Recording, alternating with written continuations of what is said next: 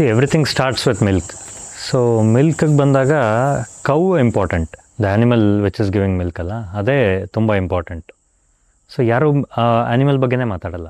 So ಇಲ್ಲಿ animal freedom ಆಗಿರ್ಬೋದು, ಅದಕ್ಕೆ ನಾವು ಕೊಡ್ತಾ ಇರೋ ಎನ್ವೈರ್ಮೆಂಟ್ ಆಗಿರ್ಬೋದು, ಅದಕ್ಕೆ ಕೊಡ್ತಾ ಇರೋ ಫೀಡ್ ಆಗಿರ್ಬೋದು, ಪ್ರತಿಯೊಂದು it plays a major role. Traditionally ಏನಾಗ್ತಾಯಿತ್ತು, ಎಲ್ಲ ಆ್ಯನಿಮಲ್ಸ್ನ ನಾವು ಅಂದರೆ ಹಿಂದಿನ ಕಾಲದಿಂದ ಗ್ರೇಸಿಂಗಿಗೆ ಬಿಡ್ತಾಯಿದ್ವಿ. ಎಲ್ಲ ಕಡೆ ಅದಕ್ಕೆ ಬೇಕಾದಂಗೆ ಮೇಯ್ಕೊಂಡು ಬರ್ತಾಯಿತ್ತು, ಬಾಯಾರಿಕೆ ಆದಾಗ ನೀರು ಕುಡಿತಾಯಿತ್ತು.